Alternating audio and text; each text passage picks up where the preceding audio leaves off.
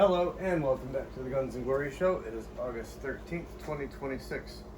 I need to make canopies for these radio control airplanes, mainly to protect those cameras. I'll be using poly sheets, polycarbonate, if you want to be specific.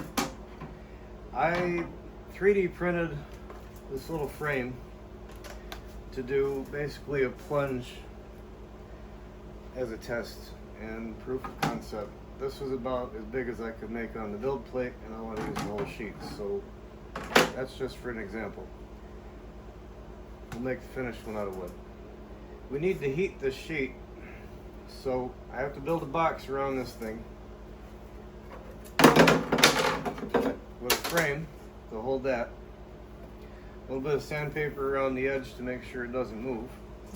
Then we'll clamp it. Once that gets soft, I'll be able to take it and put it on another box that's got a pegboard top on it with the mold sitting on top of that. As soon as I put that on there, it'll contact a switch which will activate a vacuum pump, and it'll draw the polycarbonate around the surface of the mold. Okay, I'll show you what we got so far. Got the base and the oven. These two will create the picture frame for the poly. Then this will be the base, and then the top, which will also be cut like a picture frame, but we'll have the pegboard sitting on top of that and make a good support for it. So we heat the thing, turn the vacuum on, transfer this over to that, and that will force the plastic around the mold that's on top of the pegboard. Now we'll build the sidewalls. Okay, so I got these two boxes roughed in. Heater will go in this one with the sandwiched poly in there. I'll have the pegboard in the middle of this one, and we'll do the forming this way. Now that I've got things roughed in, I can start thinking about how to make this thing a little bit more specific.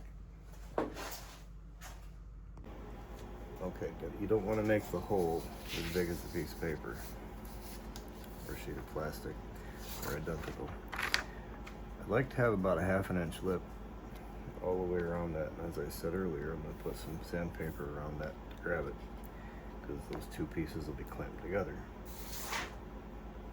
I need to cut out the interior hole.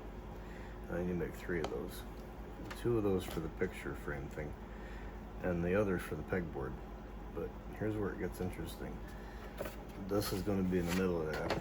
It's going to be the hole there, so there's going to be a 3/4 of an inch gap between this and the surface of the pegboard. So I'll have to figure out how to set that peg up that exact height. Well, minus, I suppose, the thickness of one of those.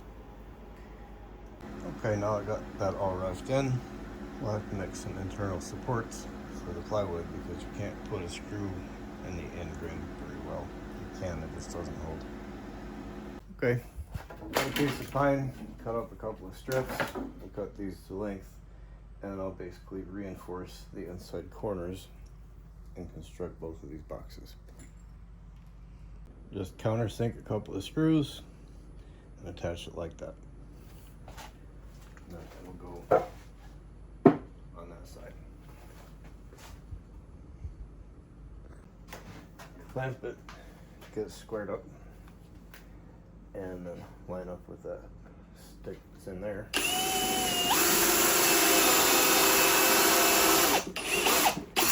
And that cuts a little dimple for the screw head to fit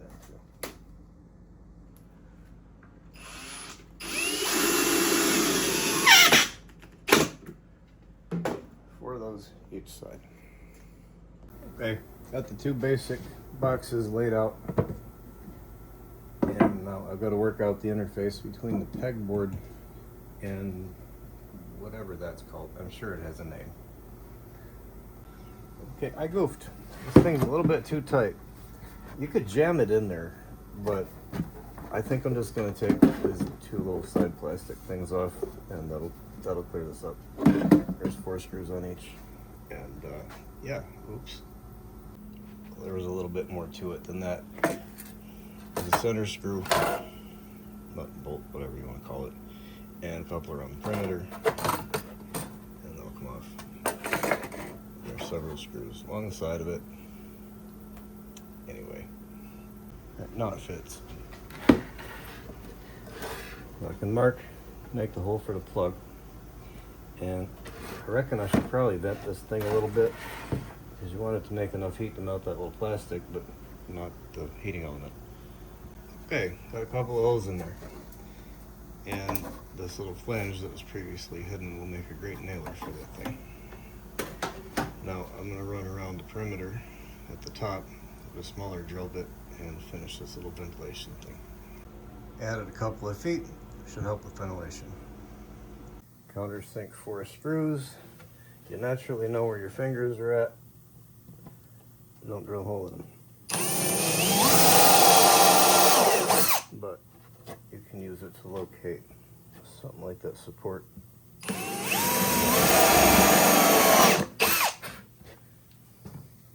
Well, I have had a little practice.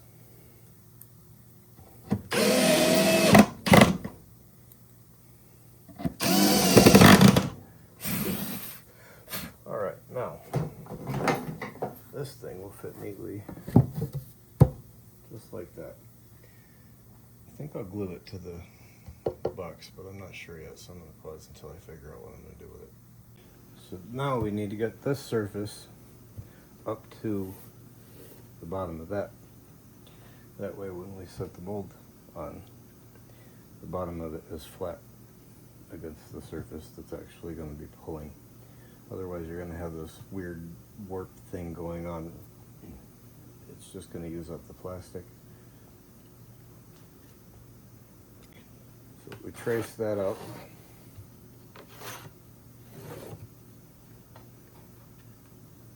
And I had already lined up all the holes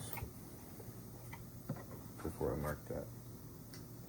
We'll cut that out of there. It'll be the right dimension. Then I'll have to make a little spacer to kick it up to the proper height. Countersunk 4 screws to hold the top on. Now that we got a steady deck for our frame that will hold the poly sheet, we want to have that flat with the bottom of that frame and with the bottom of that sheet. So the best way to do that is to get a stick that's too thick, and then we have to trim it down to that inside dimension. Once you've established your thickness by moving the fence over a little bit at a time, you can make a couple of strips and go around the perimeter of it. Okay. Put in these support blocks.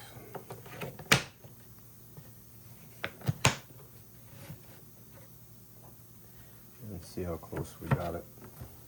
That's nice. Beautiful. I'll glue those in place. I got the glue on it. I don't want it to glue itself to the frame.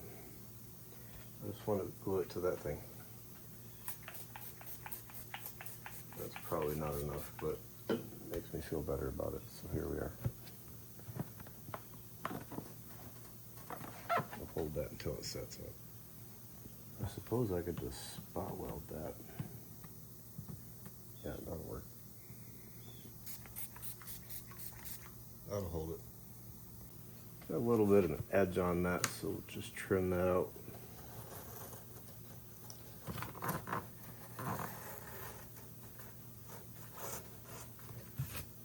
I don't want to get too crazy with that.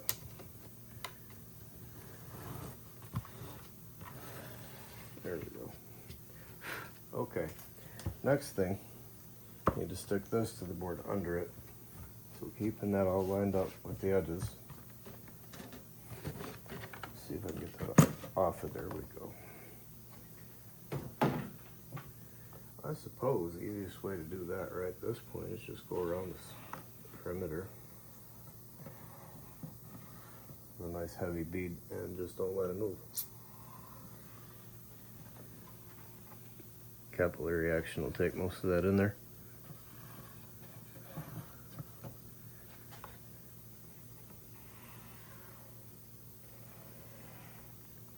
Let's set it up.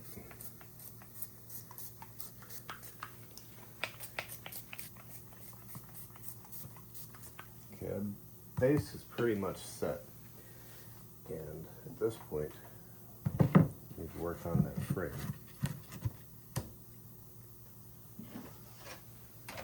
which is coming up just at the right level. Like I said, I want to put some sandpaper on the inside of that and help it grab. I think it'll form better if I do that. I'm going to make this a little bit bigger on the bottom side of it.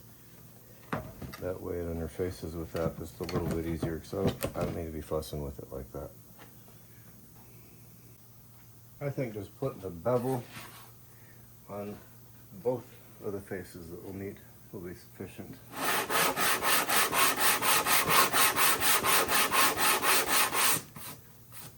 That will only take a couple of minutes to complete.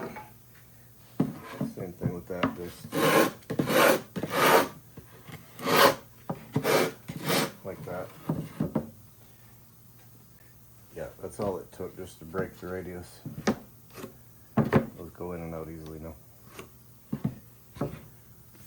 Okay, now we'll concentrate on this one. Do that next. Where we've gone past with the saw cuts, you want to make sure you put the good side in on both surfaces. Leave those away from your work. Got some sandpaper in a strip from where I have no idea. It's been around for a long time. But let's trim it.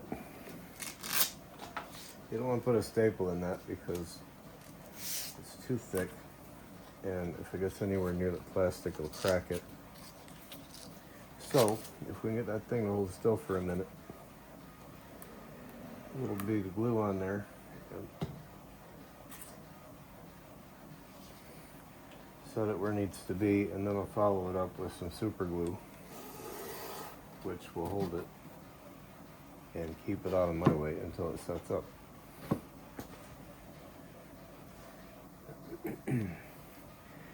And you know, if you don't do this, it just might curl up when you're not looking at it and cause you a big problem later. I don't want to get that inside of the limit line, but I do want to wipe that down so it's flat. I don't want any ridges on it. I'll go around that and the other side of this. Okay, both sides of that frame are basically done. Just need to center that up. And we'll run a few screws through this to keep that frame together. And this will set on top of the other box with the heater in it. Until it's ready, we'll turn this on and drop that on. I might put a couple of pieces of angle iron here to guide it. I've seen that done. It works really well. At this point, I need to make the inlet for the vacuum. The mold for that canopy will be ready in the morning. Now we can hook up the vacuum connector. This vacuum was given to me. It's a Miele, which is German for expensive, which just means that none of your other stuff is going to fit.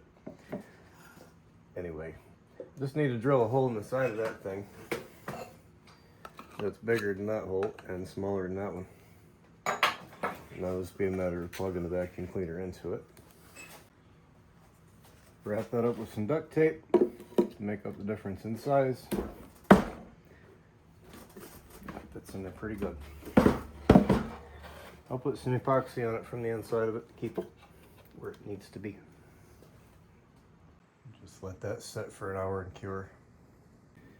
with the vacuum cleaner port installed, this thing's ready to go. I have to put the epoxy layer over that canopy, let it cure, and it should be ready to try this thing out in the morning.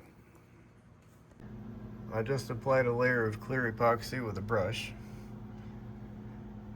and we'll just let it set in the printer because that's the only dust-free environment that I've got right now. Meanwhile, I gotta clean this place up. After a couple hours, it smooths out pretty well. There's gonna be some rippling on the bottom. It's gotta sag a bit. If you gotta have it absolutely perfect, and I've been thinking about it, once I get the perfect mold, I might get a hold of PCBWay and see if they can make me an aluminum one and then polish it. Okay, let's see if this thing works. I'll plug in the heating element. It's on, and I will go get the mold.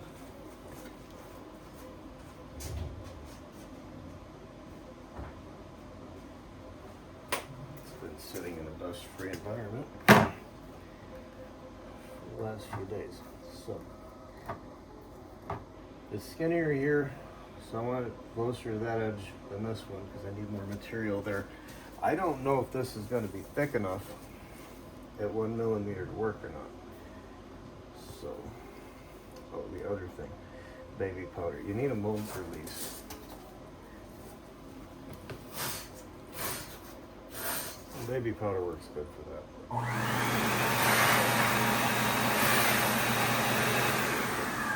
Let this thing warm up, and I guess we'll try it. I only got a pan lid to keep the heat in it. Seems to be taking a while. It's starting to work. Bring in the heat gun and we'll help it out that way. Okay, it's dropped out in the center pretty well. I like to get it more on the edges and then kind of go for it.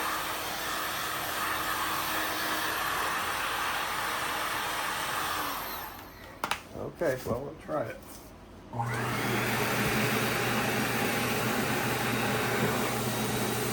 Holy crap, that worked better than I thought. No kidding. Okay, I'll let the vacuum cleaner work on that for a minute. It's still pretty hot, so I ain't gonna fool around with it. Let it cool off first. That I'm pretty impressed with so far.